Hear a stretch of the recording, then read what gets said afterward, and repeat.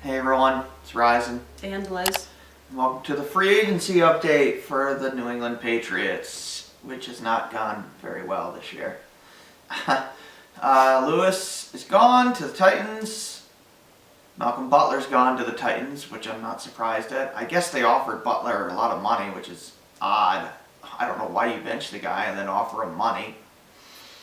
And then he left, because why the hell would he want to play for you after you sabotaged your own defense, Bill? Because you're an idiot. Nate Solder's gone. That's fine, he's old anyway. Amendola's gone, which is odd. Usually the guy plays for next to nothing, but I guess he wanted to be a starting receiver again.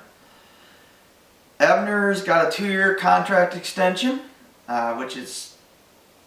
It's good, I guess. It's okay, except for the fact that he tore his ACL, so who knows. Especially with news that Slater's apparently going to be gone, in all likelihood. It's not... That could change, but he's exploring other offers, apparently. Didn't that happen last year? Yeah, but they usually New England steps in immediately and kind of takes the initiative to keep him around, but they're not doing that this time. I don't know why. He's your best special teamer.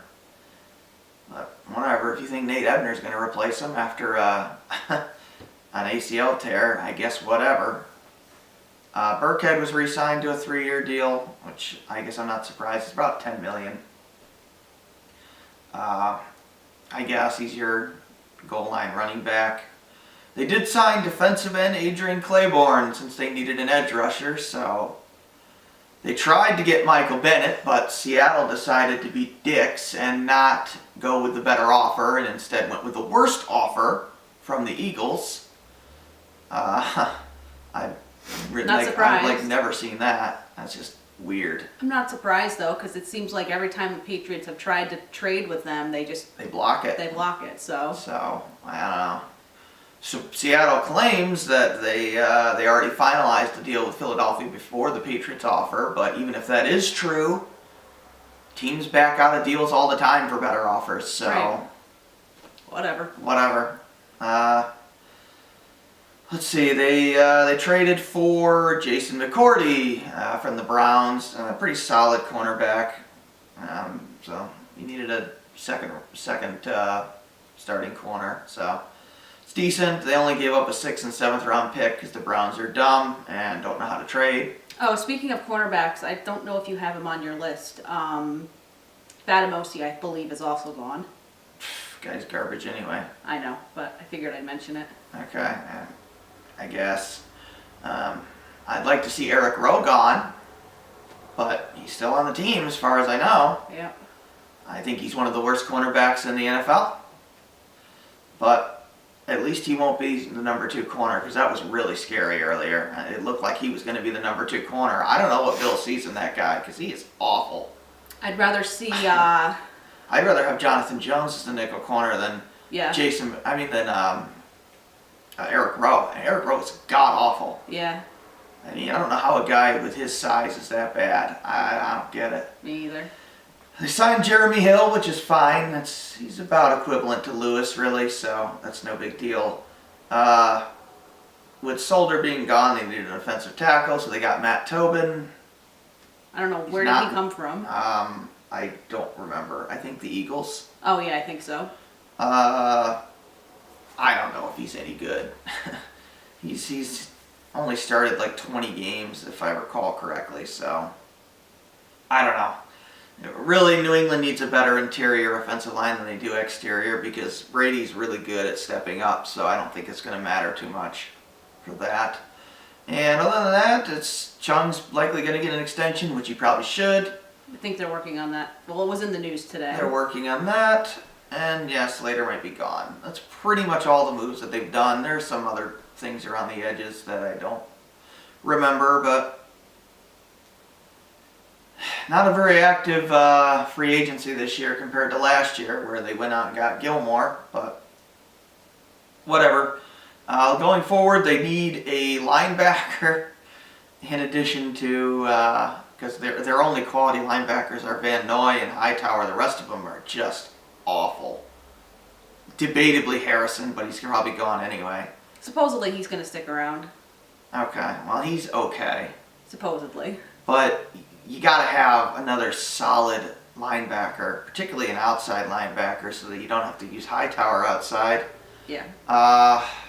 They could also use a better nickel corner, but I guess that's not terrible. And I'd like to see them get a second edge rusher. That would be nice.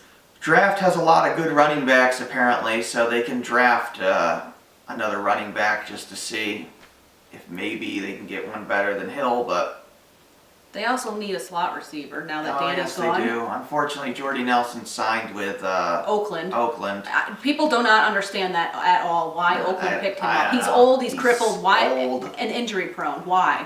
Injury prone. It's one of the many. I really don't understand why Green Bay even let him go because they wanted Jimmy Graham. Yeah, but your window is gone. I know. Your window's gone. I know. mean, you got People don't understand that one. Rodgers broke his collarbone twice now. I know. That's what happened to Romo. He broke it twice and he was done. His career was over. They also traded for that guy from the Browns, so. I know, but you gotta understand, this is probably it for Green Bay. I mean, they probably got 1 or 2 years left with Rodgers, and that's it.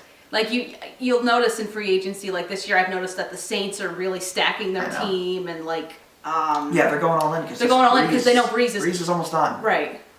So I don't understand why Green Bay's not doing that. You're gonna get new guys for. I mean, you're gonna get rid of the guy that Rodgers has the best chemistry with, which doesn't even make sense. No. Why would you do that on a guy? I mean, they're like. Rodgers is going to be gone in a couple of years here. I don't think he says he's going to play till he's 40. No way. Not after 2 broken collarbones. He's been hurt like 3 or 4 times now. Yeah. He's not going to make it that far. But whatever. Green Bay, I don't even think they're going to win that division. So I think the Vikings have a better shot. They're in a stacked division now. So yeah. I mean, Detroit gets better every year. They're at least average. And Minnesota is a very solid team. They went all in because now they have Kirk Cousins. So Green Bay be lucky to get a wild card out of that division now. Yeah, there's been a lot of crazy stuff happening in free agency that we can't obviously cover now. Yeah, same with Jacksonville. You know, they're in probably the most stacked division in the league. So are they going to make the playoffs again? I would be surprised. I mean, that's really Houston's division. Houston's made a bunch. They just got screwed by the injury. Yeah, they've done a lot of free agency moves though too. So we'll see in a few weeks if the Patriots have made any other new moves or whatever. The draft will be pretty soon, so we'll probably cover that. Although I don't follow college, so I'll pretty much probably just go over who they draft once it's all done. Once it's done, because that will go on for a while. Yeah, it takes a while. But anyway, we're gonna end this here. So it's Rising and Liz. Thanks for watching. Take care, and hopefully they can fill the holes they need to fill. And not sabotage the defense this year. That would be nice, Bill. Thanks. Take care.